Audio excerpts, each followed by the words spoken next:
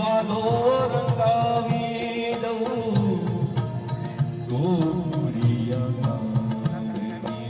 જેટલી પણ લીલા કરે છે પ્રભુને પણ એક સાક્ષી ભાવની જરૂર છે.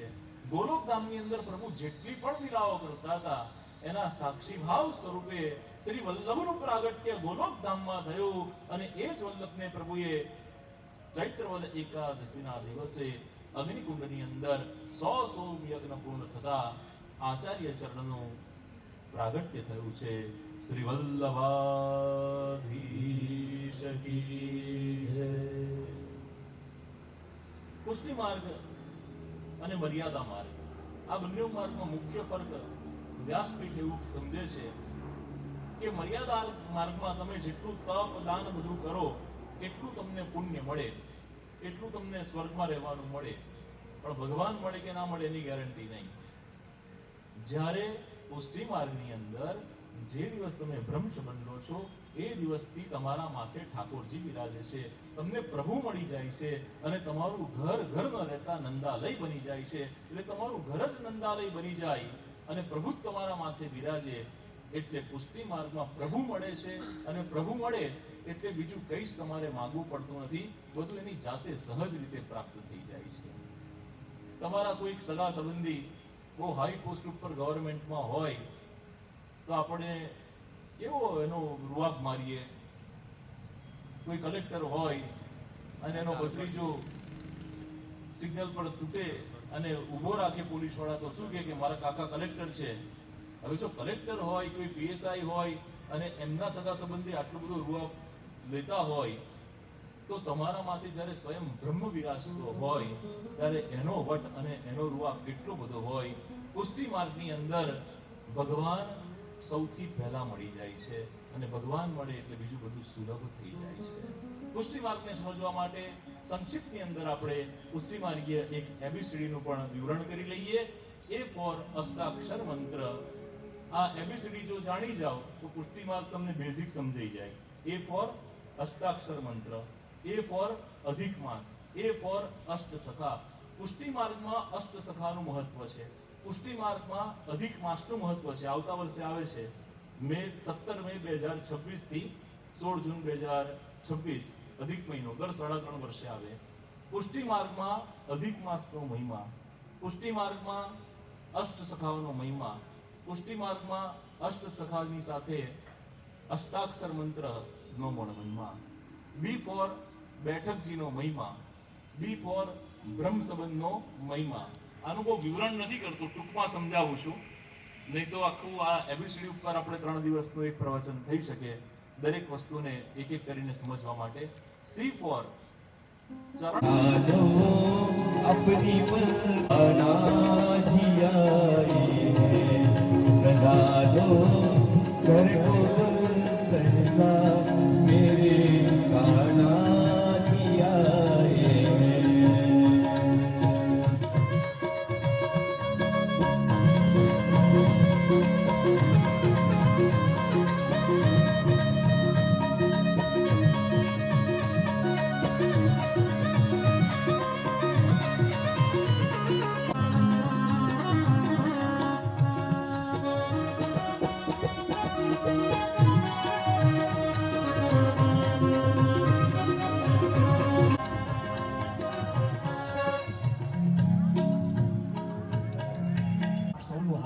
અભિવાદન કરું છું. સૌ પ્રથમ જય ઘોષ સાથે આપણે ભગવાનને નિમંત્રિત કરીએ. તો દ્વારિકા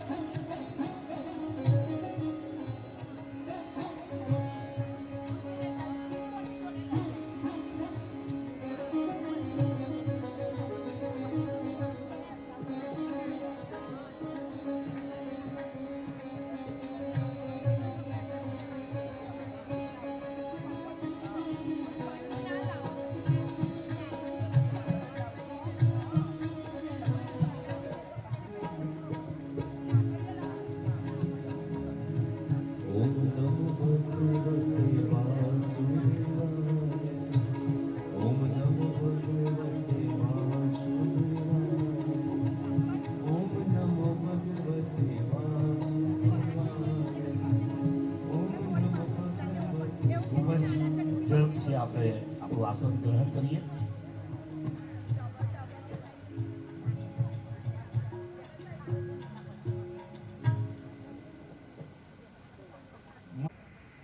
પણ ગઈકાલનો જે આનંદ એ એટલા માટે છે કે જે વક્તાના માધ્યમ દ્વારા આપણે શ્રીમદ ભાગવતજીનું રસપાન કરી રહ્યા છીએ એ વક્તા સામાન્ય ભક્ત નથી. એમની પાસે જપ પણ છે, વ્રત પણ છે અને તપ પણ છે. અને આ તપ છે એટલે વાણીમાં તપસ્યા છે, અને તપસ્યાના ફળ સ્વરૂપ જે વાણી આપણા હૃદય સુધી પહોંચે છે એ આપણને આનંદ આપે છે. ગઈકાલે પૂજ્ય શાસ્ત્રીજીએ કહ્યું, ભાવ જાગે તો ભય ભાગે.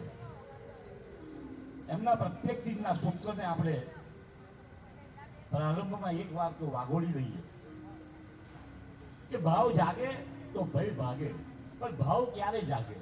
કે જ્યારે ભક્તિ હોય ત્યારે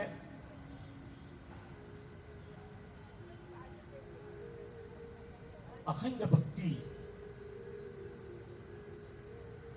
માટે પૂજ્ય શાસ્ત્રીજી આપણને કહ્યું,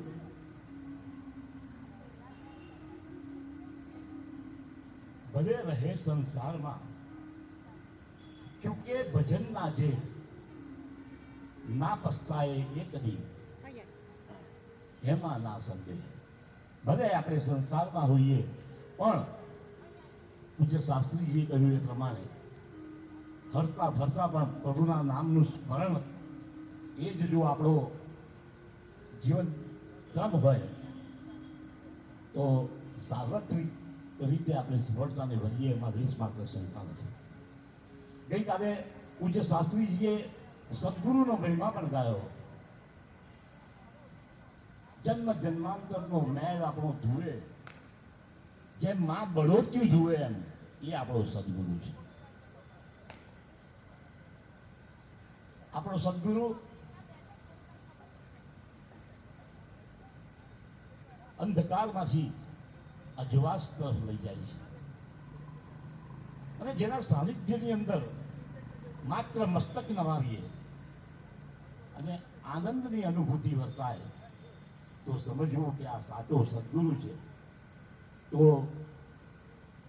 એવા સદગુરુ જ્યારે આપણામાં ભક્તિ વધે છે ત્યારે આપણને શોધતા આવતા હોય છે.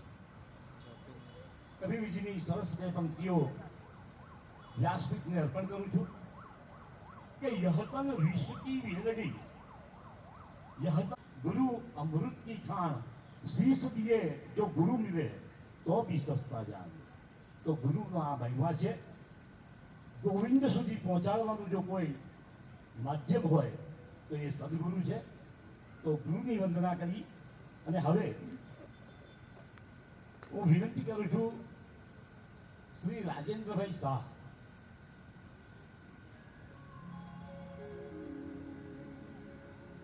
રાજેન્દ્ર આપણા શબ્દ પુષ્પોના માધ્યમ દ્વારા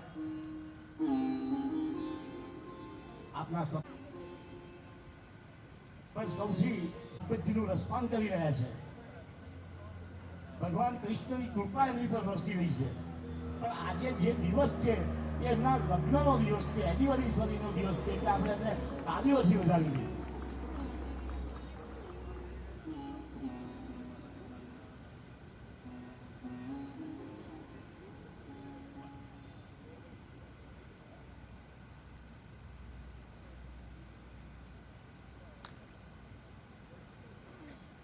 પુનઃ એક વાર આપણે તાળીઓથી વધાવીએ.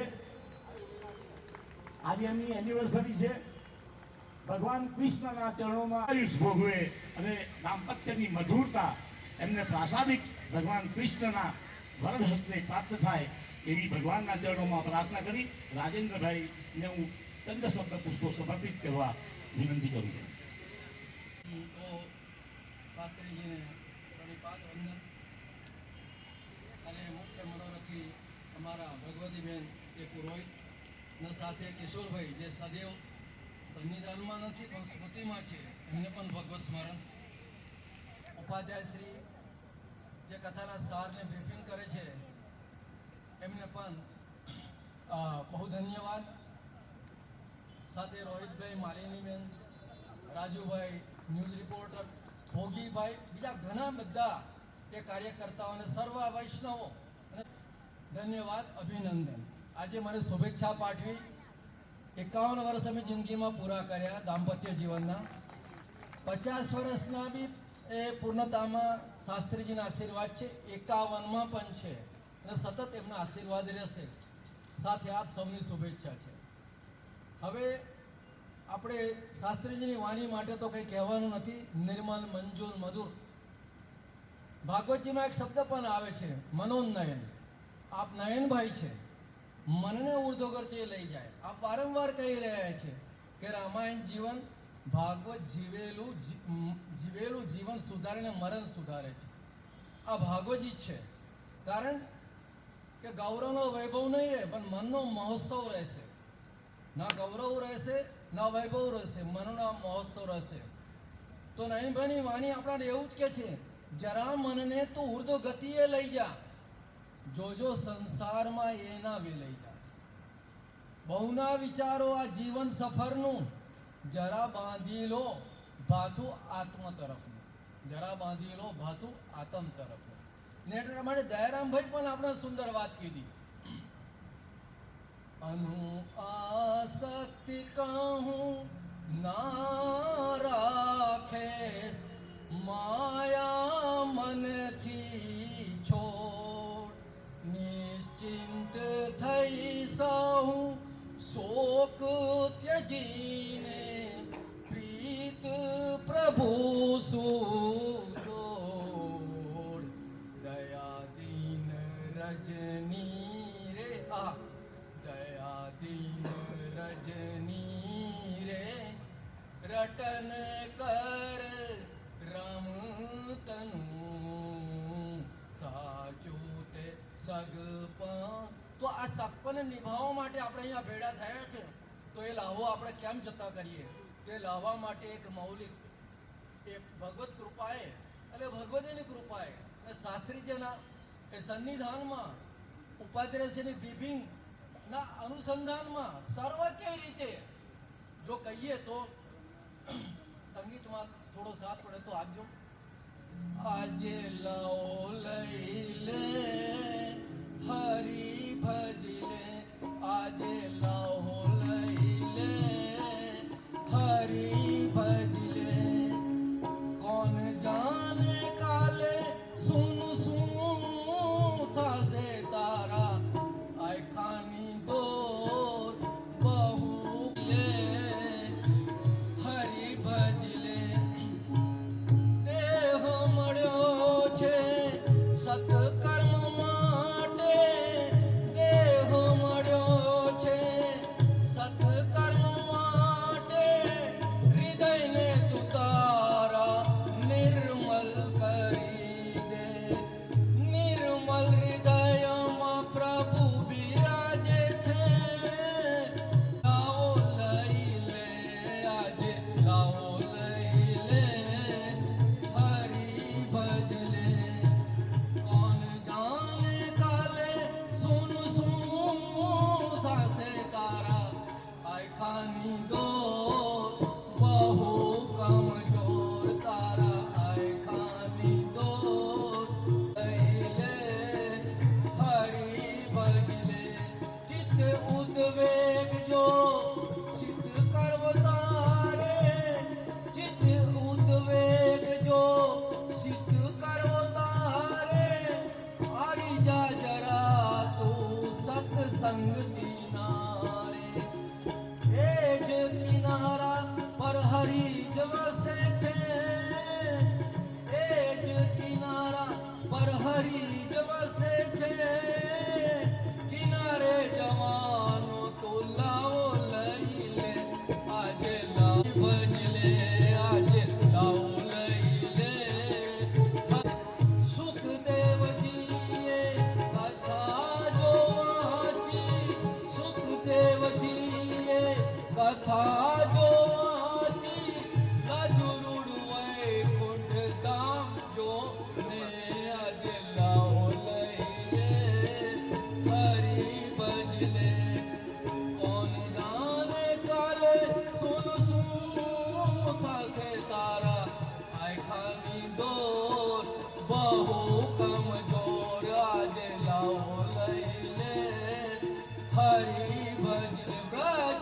રજો સુખની વાત છે નિરાલી, રજ રજો સુખની વાત છે નિરાલી, લાડલા કનૈયાએ આપી છે લાલી, લાલી લીલાની જે જનને લાગશે, લાલી લીલાની જે જનને લાગશે, આ વિદ્યા તેની આ દીઠ જોને આજે લાવ લઈ લે, હરી ભજી લે, કોણ જાને ખાલે, સુન સુન થાશે તારા આખાની દોર, બહુ કમજોર આજે લાવ લઈ લે, હરી ભજી લે. અસ્તુ. શ્રી સરસ્વત્યે નમઃ. ઓમ ગુરુભ્યો નમઃ.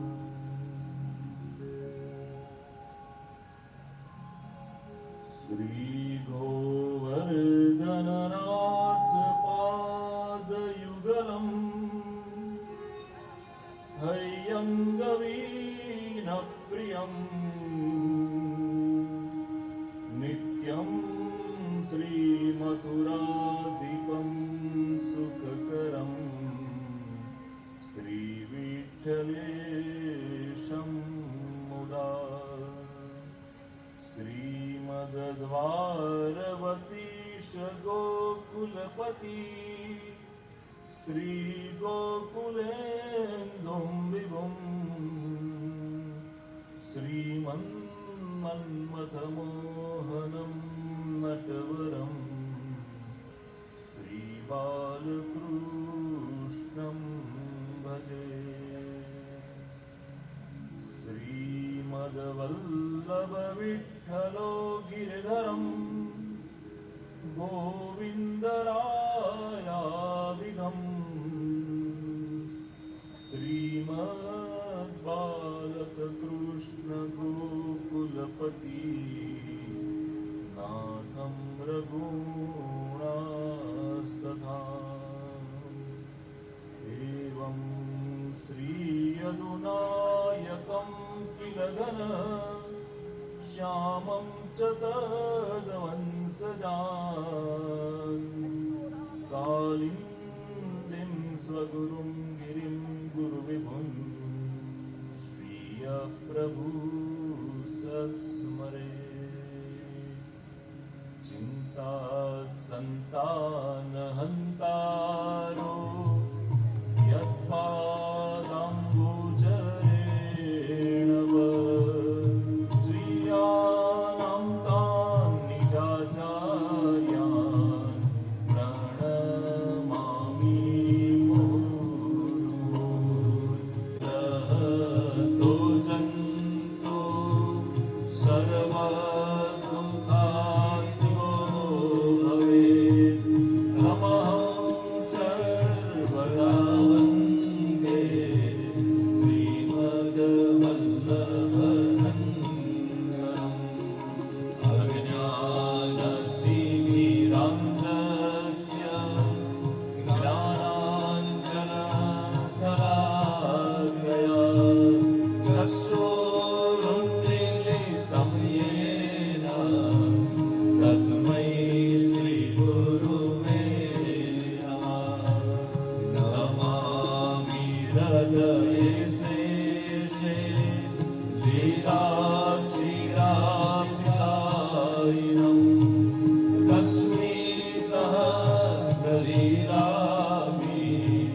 સેવ્યમાनं કલાનિધિ ચતુર્વિશ્ય ચતુર્વિશ્ય ચતુર્વિશ્ય ત્રિવિસ્તથા ષડ્ભિર્વિરાજતે યોऽસુ વંચિતા હૃદયે મમ વંચિતા હૃદયે મમ વંચિતા હૃદયે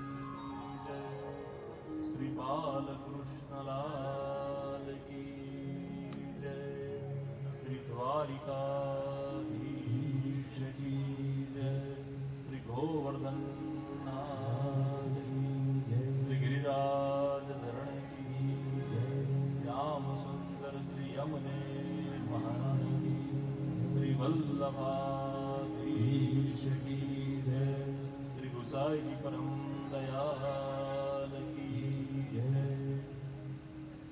श्रीमद् भागवत जी को प्रणिपात प्रणाम करते हुए एवं समग्र पुरोहित परिवार को सप्रेम जय श्री कृष्ण। श्री रोहित भाई, राजू भाई रेशवाड़ा, राजेंद्र भाई જેમની આજે એનિવર્સરી છે, શ્રી ભોગીભાઈ અને અત્રે ઉપસ્થિત समग्र वैष्णव सृष्टिना हृदय कमल में विराजमान परमात्मा ने प्रणाम करी चलते हैं चतुर्थ दिन की ये कथा में गोथा लगाने के लिए। गई काले मां भवानी यज्ञ में बड़ी ने पोतानी जातनी आहुति आपे छे। भगवान हरिनारायण सुदर्शन चक्र वडे मां भवानी ना देहना 50 टुकड़ा करे छे।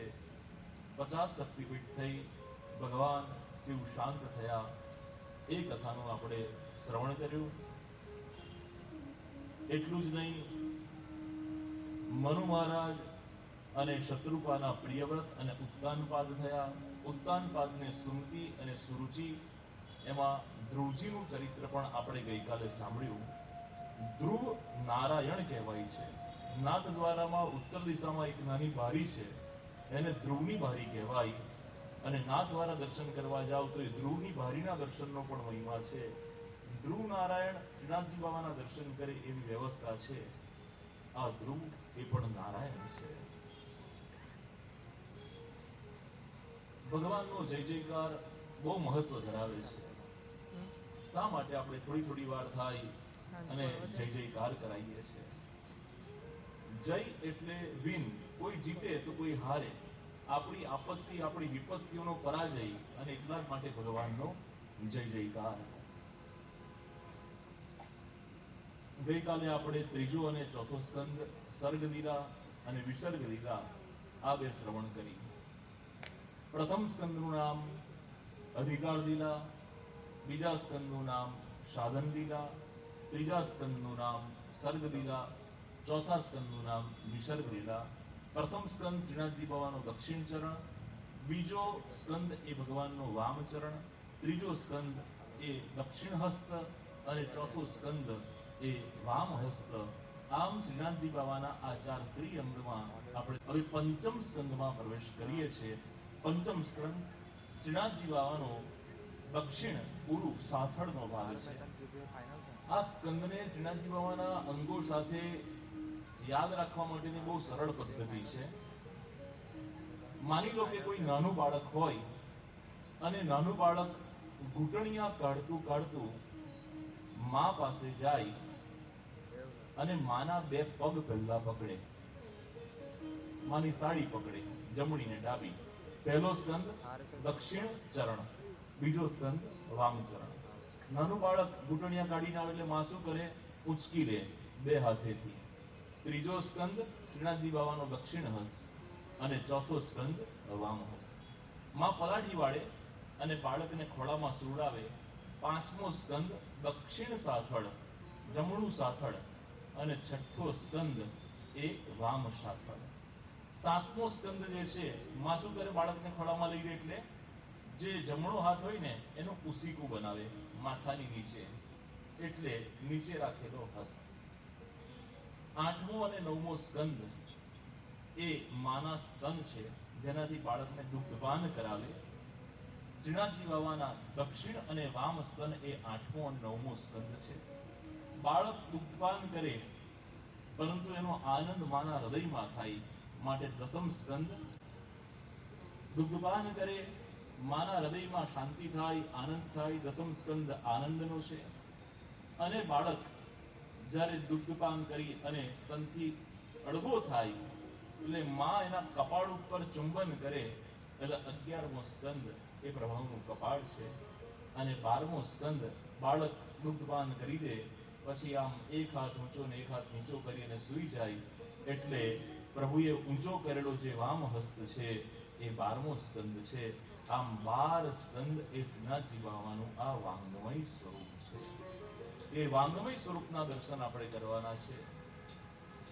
દર્શન કરવા માટે આપણે જ્યારે પણ હવેલી મંદિર જઈએ ત્યારે મુખારવિંદના પ્રથમ દર્શન નહીં, પ્રથમ ચરણારવિંદના દર્શન, અને ચરણારવિંદના દર્શન કરતા કરતા, શૃંગારના દર્શન કરતા કરતા મુખારવિંદ સુધી આપણે પહોંચવાનું છે. ભાગવત કથામાં પણ આપણે ચરણારવિંદથી પ્રારંભ કરી અને મુખારવિંદના દર્શન સુધી જવાનું છે. 5મો સ્કંદ જેનું નામ છે સ્થાન લીલા. 5મા સ્કંદમાં 2 પરમહંસોની કથા આવે છે. એક જ્ઞાની પરમહંસ અને એક ભક્ત પરમહંસ. એક ઋષભદેવની કથા અને એક ભરતજીની કથા. આ 2 કથા પંચમ સ્કંદમાં મુખ્ય છે. પંચમ સ્કંદ ગદ્યની અંદર છે, એટલે એના શ્લોકોને વાંચવાના છે, એને ગાવાના નથી. પ્રિયવ્રત અને નારદજી એકવાર સત્સંગ કરતા હતા. બ્રહ્માજી આવ્યા અને પ્રિયવ્રતને સંસારમાં આગળ જવા માટેની આજ્ઞા કરી. બ્રહ્માજીના મનુના પ્રિયવ્રત, એમના લગ્ન થયા. પ્રિયવ્રતને 10 પુત્ર થયા. પ્રિયવ્રતે ઉત્તમ રીતે રાજ્ય કર્યું. પ્રિયવ્રતના 3 પુત્ર જે હતા એ વિરક્ત રહ્યા, એમણે સંસારમાં પ્રવેશ ન કર્યો. 7 પુત્ર જે હતા એમને પ્રિયવ્રતે 7 દ્વીપના રાજા બનાવ્યા. 7 દ્વીપ છે અને દરેક દ્વીપના એક રાજા પ્રિયવ્રતના પુત્ર થયા. કયા 7 દ્વીપ છે? તો જંબુ, પ્લક્ષ, શાલ્મલી, કુશ, ક્રૌચ, સાત અને પુષ્કર. આ 7 દ્વીપના નામ છે. આપણે ભારત દેશમાં જ્યાં રહીએ છીએ આ દ્વીપનું નામ છે જંબુ દ્વીપ. જ્યારે કોઈ પણ કર્મકાંડ કરાવો ત્યારે ભૂદેવ તમને સંકલ્પ કરાવે ત્યારે એમાં કહે છે કે ભરતખંડે, ભારત વર્ષે, જંબુ દ્વીપે. તો આ જંબુ દ્વીપ એ ભારત દેશમાં છે. જંબુ દ્વીપના આપણે ભારતવાસી. જંબુ દ્વીપના રાજા પ્રિયવ્રતના પુત્ર આગ્નિગ્ધ થયા. આગ્નિગ્ધ અને પૂર્વચિતી નામની પત્નીથી નાભી નામનો પુત્ર થયો. નાભીનું મેરુ દેવી સાથે લગ્ન થયું અને મેરુ દેવી યજ્ઞનું યજન કરે અને યજ્ઞ નારાયણની કૃપાથી એમને ત્યાં પરમાત્મા સ્વયં પ્રગટ થાય છે. એમનું નામ છે શ્રી ઋષભદેવ. બોલો શ્રી ઋષભદેવ ભગવાન કી જય. ઋષભદેવજી પરમહંસ પ્રાપ્ત કરવાનો માર્ગ બતાવે. ઋષભદેવજીના યજ્ઞોપવિત આપી ગુરુ ઘરેથી પરત આવ્યા, રાજા બન્યા. ઇન્દ્ર રાજાની પુત્રી જયંતી સાથે એમના લગ્ન થયા. 100 પુત્ર થયા. ઋષભદેવ ભગવાન પણ છતાં પણ ગૃહસ્થાશ્રમ સ્વીકારે. ગૃહસ્થાશ્રમ સ્વીકારીને કરાતી ભક્તિ સૌથી શ્રેષ્ઠ અને ઉત્તમ છે. ઋષભદેવજીએ પોતાના 100 પુત્રોમાંથી 9 યોગેશ્વર થયા. 81 પુત્રો કર્મકાંડી બ્રાહ્મણ થયા અને જે સૌથી જ્યેષ્ઠ પુત્ર હતા એ ભરતજી હતા. એમને રાજા બનાવ્યા. ઋષભદેવજી એ 24 ભગવાનના અવતારનો 8મો અવતાર, પરંતુ 24 તીર્થંકર જૈનો જે છે એ 24 તીર્થંકરમાં સૌથી પહેલા તીર્થંકર એ ઋષભદેવ ભગવાન છે. ભરતજી રાજા બન્યા. ઋષભદેવજીએ ગૃહસ્થાશ્રમનો ત્યાગ કરી જ્યેષ્ઠ પુત્ર ભરતને ગાદી સોંપી. ભરતજીએ ખૂબ સારી રીતે રાજ્ય કર્યું. એમણે પણ વાનપ્રસ્થાશ્રમ આવ્યો એટલે પોતાના પુત્રને ગાદી સોંપી અને સંન્યાસ લઈ અને તપસ્યા કરવા માટે વનમાં ગયા. બ્રહ્મચર્યાશ્રમ, ગૃહસ્થાશ્રમ, વાનપ્રસ્થાશ્રમ અને સંન્યાસાશ્રમ. 50 વર્ષની વય થાય એટલે દરેક શબ્દ આપણને વનમાં જવાનું કહે છે. આજે રાજેન્દ્રભાઈની 51મી એનિવર્સરી છે. વય તો વધારે પણ એનિવર્સરી 51મી, પણ 51 થાય એટલે વધારે એલર્ટ થવાનું. 51, 52, 53, 54, 55, 56, 57, 58 દરેક શબ્દ કહે છે કે હવે વનમાં જવાનો સમય આવ્યો, વનમાં જવાનો સમય આવ્યો. વનમાં જવાનું એટલે ઘરવાર છોડી દેવાનું નહીં. વાનપ્રસ્થાશ્રમનો અર્થ છે કે હવે લૌકિક વાતોમાંથી ધીરે ધીરે મનને સંકુચિત કરી અને અલૌકિક એવા ભક્તિની અંદર તમારે મન જોડવાનું. અને રાજેન્દ્રભાઈએ ગયા વર્ષની એનિવર્સરી પણ અને આ વર્ષની એનિવર્સરી પણ આધ્યાત્મિક રીતે સેલિબ્રેટ કરી રહ્યા છે. ત્યારે વ્યાસપીઠ ઉપરથી રાજેન્દ્રભાઈ અને એમના ધર્મપત્નીને ખૂબ ખૂબ સાધુવાદ, ખૂબ ખૂબ અભિનંદન. અને બસ આવી જ રીતે દરેક એનિવર્સરી ઉપર મંગળથી ભલે નહીં ભગવતીબેન નહીં ને ભોગીલાલભાઈ હોય કે બીજું કોઈ પણ હોય, પરંતુ આપ કથા શ્રવણ કરો એવા આશીર્વાદ. કથામાં પ્રવેશ કરીએ એ પૂર્વે આપણા જ એક શ્રોતા એવા શ્રી શિરીષભાઈ શાહને પણ હું સ્મરણ કરું કે જેઓ વ્યવસાય સરકારી વકીલ છે, પણ એમણે ગઈકાલે કથા સાંભળી અને કથા દરમિયાન આવતા જેટલા પણ ગત દિવસના પ્રસંગો હતા એને અનુરૂપ એમણે લગભગ 24 કલાક આપણે કથાને હજુ નથી થયા અને એમણે 25 જેટલા ગીતો ગઈકાલના પ્રસંગને અનુરૂપ એમણે લખ્યા છે અને મને એમણે વોટ્સઅપ કર્યા, મેં વાંચ્યા. ખૂબ સુંદર. એમણે અહંકાર ઉપર, એમણે ગુરુ ઉપર, એમણે આપણી કથા ઉપર, એમણે ભગવાન શ્રી કૃષ્ણ ઉપર ભજન લખ્યા, ગઝલ લખી અને એમના શબ્દોની અભિવ્યક્તિ કરી. તો શ્રી શિરીષભાઈને પણ હું અભિવાદન આપું છું અને જે અહીંયા ઉપસ્થિત હોય તો વિનંતી કરું કે તેઓ વ્યાસપીઠ આગળ આવી અને ઉપરનું ધારણ કરે. ભગવાન એ પણ ભલે સરકારી વકીલ છે પરંતુ સાહિત્યના પણ રસિક છે અને એમનો લાભ પણ આપણે સૌ વૈષ્ણવો વારંવાર લેતા રહીએ. શ્રી શિરીષભાઈ માટે પણ જોરદાર તાળીઓનો ગડગડાટ કરી આપણે એમની અભિવ્યક્તિને, એમના ભાવને વધારીએ. અને આ જે ગીતો છે હજુ તો પહેલા દિવસના છે. 7 દિવસ સુધીમાં મને એવું લાગે છે કે 100 ગીત થઈ જશે. એટલે 100 ગીતની એક પુસ્તિકા આપણે આવતી કથાની અંદર બધાને અપાય અને બધા એને વાંચે એવી પણ ઠાકોરજીને આપણે વિનંતી કરીએ. એમ ને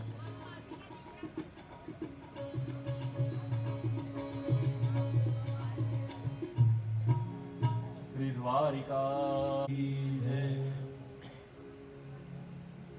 રાજેન્દ્રભાઈની એનિવર્સરી છે ત્યારે મને યાદ આવે છે કે એક દાદા અને બા ગેસ લાઈન નું કઈ કામ ચાલતું હતું અને ગેસ લાઈન તૂટી ગઈ એટલે વાઘોડિયા રોડ ઉપર ગેસ આવવાનો નહોતો. એટલે કે છે કે ચાલો આજે આપણે જોડે જમવા જઈએ. એટલે હરિયાળીમાં કંઈક જમવા ગયા. દાદા કે છે વેઇટર હોય કે ભાઈ એક જ થાળી લાવજે. એક જ થાળી આવી. એક જ થાળીની અંદર દાદાએ ભોજન કર્યું. પછી એ જ થાળીમાં બાએ ભોજન કર્યું. વેઇટરની આંખમાં આંસુ આવી ગયા કે ઓહો, આટલી ઉંમરે પણ લગ્નના 51 વર્ષ થાય ને આટલો બધો પ્રેમ. દાદા કહે છે પ્રેમ તો ઠીક છે પણ અમારા બે વચ્ચે ચોખ્ખું એક જ છે. એટલે વારા પરથી ખાધું માટે એક જ થાળીમાં આરોગ્યા. તો બસ આવો ને આવો પ્રેમ રહે. ગૃહસ્થ આશ્રમ બહુ દિવ્ય છે અને ગૃહસ્થ આશ્રમમાં રહીને કરાતી ભક્તિ ઉત્તમ અને શ્રેષ્ઠ છે. લીધો ગંડકી નદીના કિનારે ગયા અને પુલહાશ્રમ નામનો એક સુંદર આશ્રમ બનાવ્યો. સુંદર આશ્રમ છે. નજીકમાં ગંડકી નદી પ્રવાહિત થઈ રહ્યા છે. ભરત રાજામાંથી ભરત ઋષિ બની ગયા અને ભરતજી ગંડકી નદીની અંદર નિત્ય સ્નાન કરે, સંધ્યા વંદન કરે. સુંદર વનરાજી છે. પક્ષીઓનો કલરવ સંભળાઈ રહ્યો છે. સુગંધી મંદ વાયુ વાઈ રહ્યો છે. ગાયોની સેવા થઈ રહી છે અને એવા સુંદર આશ્રમની અંદર ભરતજી એક ચિત્તે હરિનું સ્મરણ કરી રહ્યા છે. હરિની અંદર મન લાગી રહ્યું છે. એ પુલહાશ્રમ ગંડકી નદીના કિનારે ભરતજી એકવાર સ્નાન અને સંધ્યાના ક્રમ માટે ગયા. ઉપરવાસમાં ગંડકી નદીમાં મુસળધાર વરસાદ વરસ્યો અને એક ગર્ભિણી હરણી જળ પીવા માટે નદીના તટ પર આવી અને ગર્ભિણી હરણી જળ પી રહી હતી અને પાછળથી એક સાવજ આવ્યો, એક સિંહ આવ્યો છે. હરણી દોડવા લાગી.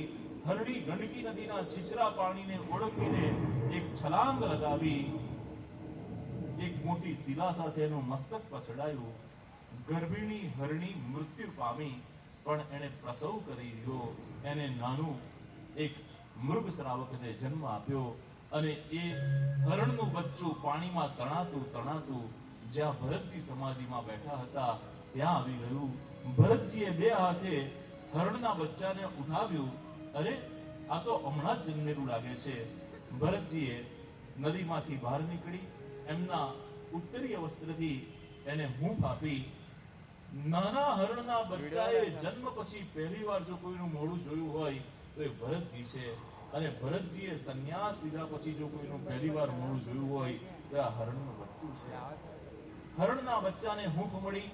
હરણના બચ્ચા માટે કૂણું કૂણું ઘાસ લઈ આવ્યા. હરણના બચ્ચા પાસે મૂક્યું. હરણનું મૃગ શ્રાવક નવું જન્મેલું કૂણું કૂણું ઘાસ ખાવા લાગ્યું. અને 2-4 દિવસમાં તો હરણનું બચ્ચું ચાલતું થઈ ગયું, દોડતું થઈ ગયું. પ્રભુની કૃપા તો જુઓ કે જે 4 પગવાળા પ્રાણીઓ છે, ભગવાન એમના બચ્ચાને 2-4 દિવસની અંદર ચાલતા દોડતા કરી દે. અને મનુષ્યને 2 હાથ આપ્યા છે તો આપણે 5-5 ને 10-10 વર્ષના થાય તો એમને તેડવા પડે, એમને ઉંચકવા પડે. પણ ગાયના બચ્ચા હોય, 4 પગવાળા જેટલા પણ પ્રાણીઓ છે, મૃગ શ્રાવકને ચાલતા આવડ્યું, દોડતા આવડ્યું. ભરતજી સંધ્યા વંદન કરતા હોય, હરણનું બચ્ચું આવી અને બધી સામગ્રી છિન્ન ભિન્ન કરી દે. ભરતજી લગીરે ગુસ્સો ન કરે. માળા જપ કરતા હોય, માળા બાજુમાં મૂકી દે અને હરણના માથે હાથ ફેરવે. પછી લેવાશે ભગવાનનું નામ. હરણ તે ખાધું, તું મજામાં તો છે ને? બહાર જતો નહીં, આશ્રમની બહાર હિંસક પશુ પ્રાણીઓ છે, આશ્રમમાં જ રહેજે, અહીંનું કૂણું ઘાસ ખાજે. હરણ આવ્યું અને હરી છૂટવા લાગ્યા. આસક્તિ બંધાવા લાગી હરણની અંદર. મારું હરણ ક્યાં ગયું, મારું હરણ ક્યાં ગયું? હરણે ખાધું હશે કે નહીં? હરણની પાછળ પાછળ આખો દિવસ ફરવા લાગે. જે તાંબા પિત્તળના વાસણો ચકચકિત રહેતા હતા એ ધીરે ધીરે કાળા ડિબાંગ થવા લાગ્યા. જે આશ્રમની કુટીર એકદમ સ્વચ્છ રહેતી હતી એની અંદર ધૂળ લાગવા લાગી અને ઝાડા વાજવા લાગ્યા. માળા ખીટકે ટીંગાઈ ગઈ. હરી છૂટ્યા અને હરણમાં મન આસક્ત થયું. એકવાર આ મૃગ શ્રાવક, આ હરણનું બચ્ચું આશ્રમમાંથી બહાર નીકળ્યું. આશ્રમની બહાર નીકળ્યું ત્યાં એણે બહુ મોટું એક હરણનું ટોળું જોયું. અને હરણનું ટોળું જોતામાં જ આ મૃગ શ્રાવકને થયું, આ હરણના બચ્ચાને થયું, અરે આ તો બધા મારા જેવા જ લાગે છે. હું સાચા સગા સંબંધી તો મારા આ છે. જે ઋષિ જોડે હું રહું છું એ કોઈ અલગ પ્રાણી છે. મારા સાચા સંબંધી આ છે. અને હરણના ટોળામાં એ મૃગ શ્રાવક, હરણનું બચ્ચું મિશ્રિત થઈ અને વનની અંદર જતું રહ્યું. હરણનું બચ્ચું વનમાં જતું રહ્યું છે. ભરતજી હરણને શોધી રહ્યા છે. હરણ ક્યાંય દેખાતું નથી. મારું હરણ ક્યાં ગયું હશે? વનમાં દૂર દૂર સુધી શોધવા ગયા પણ હરણનું બચ્ચું મળ્યું નહીં. ચિંતાતુર થયા કે કોઈ શિકારી એનો શિકાર કરી દીધો હશે, કોઈ હિંસક પશુ પ્રાણીએ એનું ભક્ષણ કરી લીધું હશે. આવા મનમાં અનેક વિચારો કરતા કરતા ભરતજી દુઃખી થયા.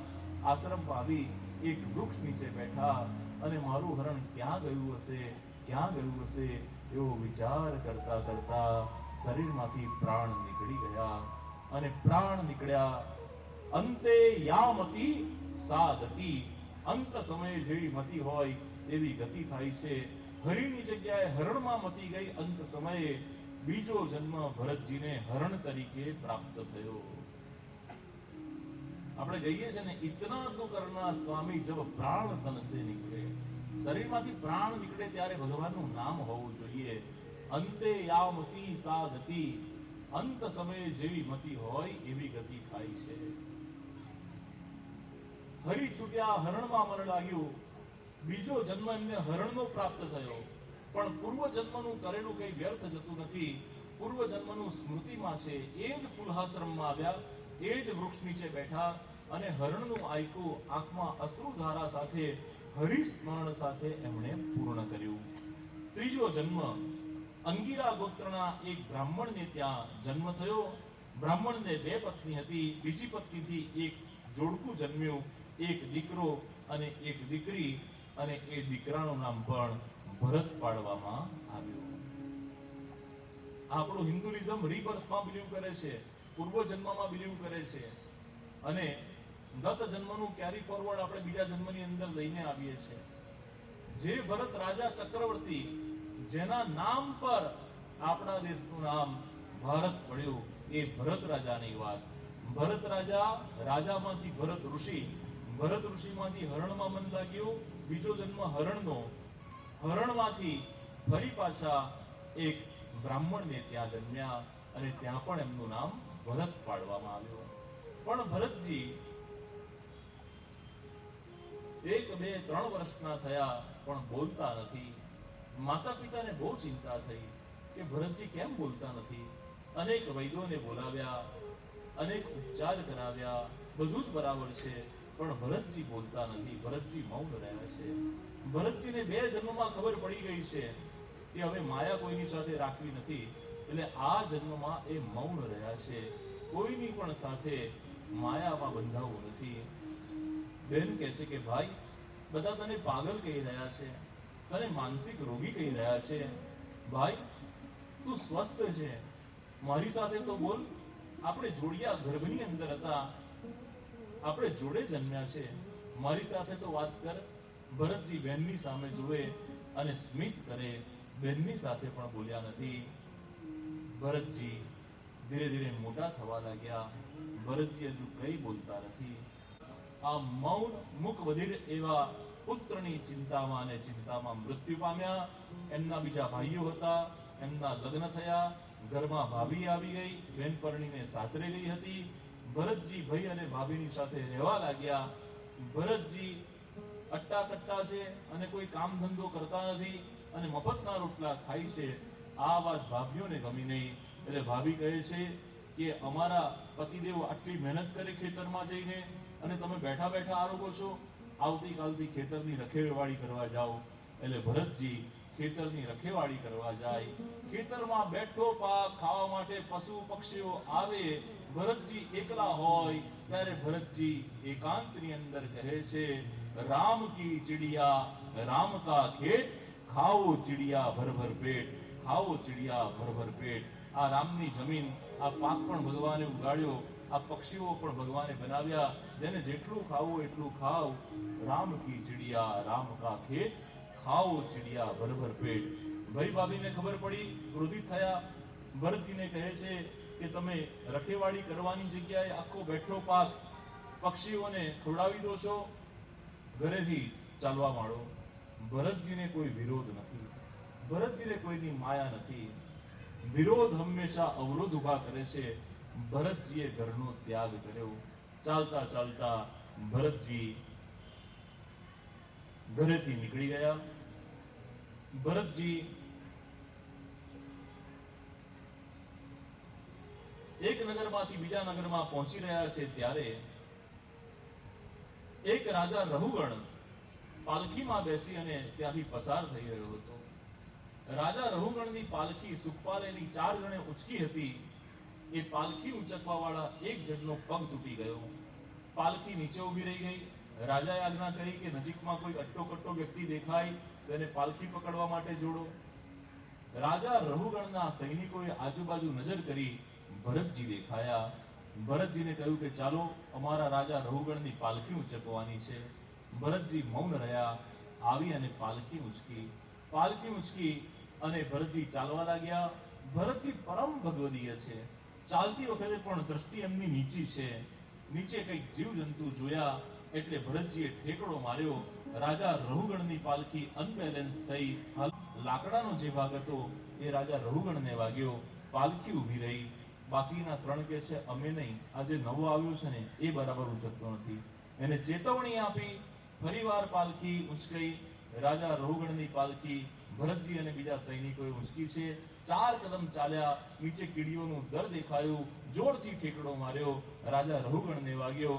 રાજા રહુગણે ભરતજીને ચેતવણી આપી કે હવે જો પાલખી હલાવી અને મને વાગ્યું તો મારી તલવાર અને તારું મસ્તક. ભરતજી મૌન રહ્યા, કઈ બોલ્યા નહીં. ફરી પાછી રાજા રહુગણની પાલખી ઉંચકાઈ અને 4 કદમ ચાલ્યા. ફરી પાછા કીડી મંકોડા દેખાયા. ભરતજીને જમીન ઉપર પગ પર આવી જશે, કચડી જશે અને પાપ થશે. ભરતજી બહુ એલર્ટ છે. ભરતજી બહુ એલર્ટ છે કે જીવ હિંસા ન થાય, અજાણતા પણ જીવ હિંસા ન થાય, એની માટે બહુ એલર્ટ છે. ઘરમાં કોક્રોચ થાય અને પછી આપણે પેલું સ્પ્રે મળે છે લાવીએ. મચ્છરો બહુ હોય તો આપણે રેકેટ લાવીએ. પરંતુ મચ્છર જ ન થાય એની માટે ગંદકી જ ન કરીએ તો, ઘરમાં એઠવાડ જ ન રાખીએ અને ગંદકી જ ન થાય એવો પ્રયત્ન કરીએ તો. ભરતજી બહુ એલર્ટ છે કે ભગવાને બનાવેલી આ સૃષ્ટિ છે, ભગવાને બનાવેલા બધા જીવ છે અને બધાને જીવવાનો અધિકાર છે, તો આપણે એને કેમ નડવું, આપણે કેમ એના મૃત્યુનું નિમિત્ત બનવું. ભરતજીએ ઠેકડો માર્યો. મોટો ઠેકડો મારતા રાજા રઘુગણને સુખપાલની પાલખીનો લાકડાનો ભાગ વાગ્યો. પાલખી ઊભી રહી. રાજા રઘુગણ પાલખીમાંથી બહાર નીકળ્યા, મ્યાનમાંથી તલવાર કાઢી અને જ્યાં ભરતજીનું મસ્તક ધડથી જુદું કરવા માટે જાય, રાજા રઘુગણે ભરતજીની આંખમાં મૃત્યુનો ભય નથી જોયો, મૃત્યુનો કોઈ ડર નથી જોયો.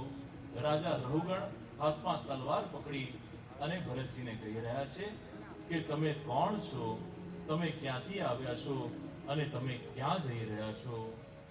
જે ભરતજી અત્યાર સુધી મૌન રહ્યા, એ ભરતજી અહીંયા રાજા રઘુગણને જવાબ આપતા કહે છે કે રાજા રઘુગણ, મારા પણ તને આ 3 પ્રશ્ન છે. તું કોણ છે, તમે ક્યાંથી આવ્યા છો અને ક્યાં જવાના છો. કોઈ આપણને પૂછે કે તમે કોણ છો તો આપણે આપણું નામ કહીએ, પરંતુ આ નામ તો આ શરીરનું છે, આ શરીરનું નામ છે. તું કોણ છે, તો તું શુદ્ધ આત્મા છે. ક્યાંથી આવ્યા, ઘરેથી આવ્યા ને ઘરે જવાના.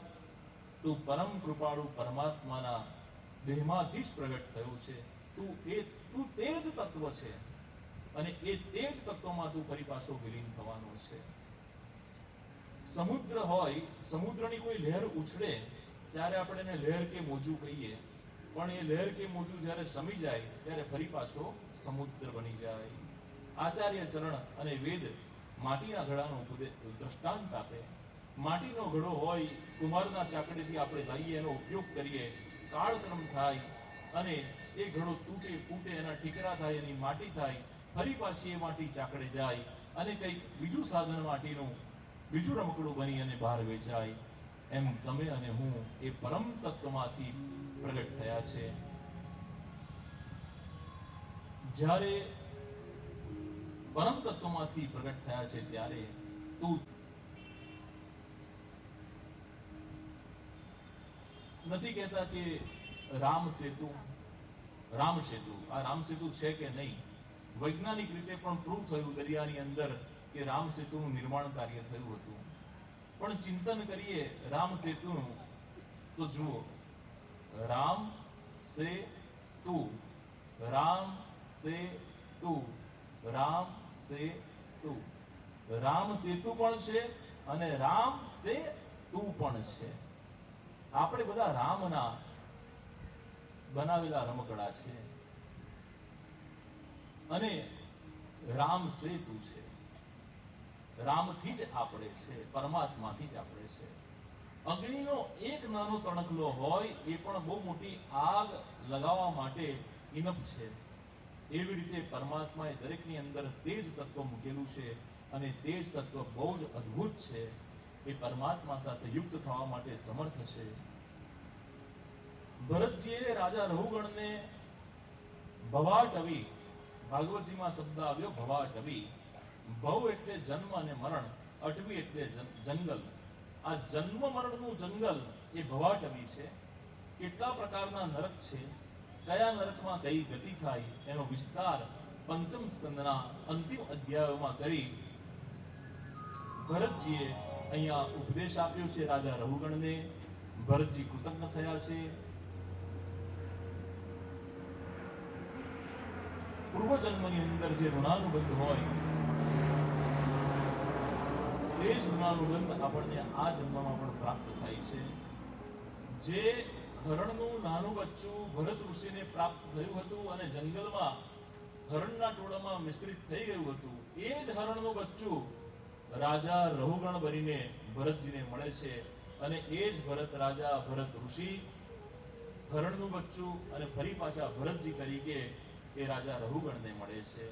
આટલા મોટા વિશ્વની અંદર આપણને 200, 500, 1000 લોકો ઓળખતા હોય, આ કોઈ સામાન્ય વાત નથી.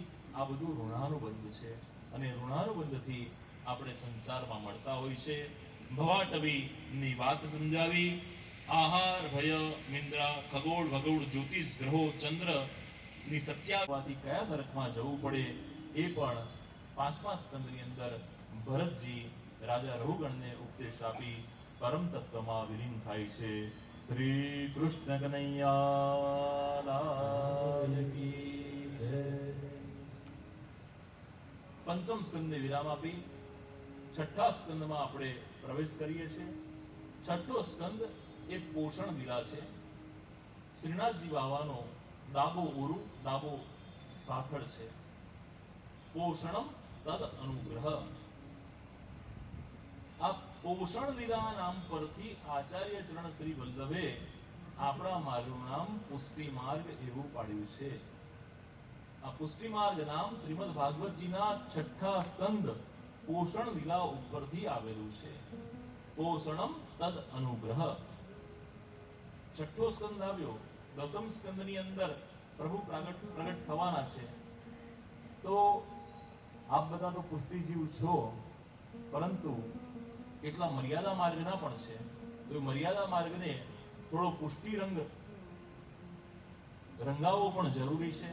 કારણ કે આ પુષ્ટિ ભક્તિથી આપણે ઠાકોરજીનું આજે પ્રાગટ્ય અને નંદ મહોત્સવ કરવાનો છે, ત્યારે થોડો પુષ્ટિ માર્ગને પણ આપણે સંક્ષિપ્તમાં સમજીએ. સમય બહુ ઓછો છે અને આપણે 6 થી 6:30 માં નંદ મહોત્સવ પણ કરવો છે, ત્યારે આચાર્ય ચરણ શ્રી વલ્લભ નું પ્રાગટ્ય આપણે જાણીએ છીએ કે 100 સોમ યજ્ઞ પૂર્ણ થતા ચંપારણ્યમાં અગ્નિ સ્વરૂપ અગ્નિકુંડમાં થયું.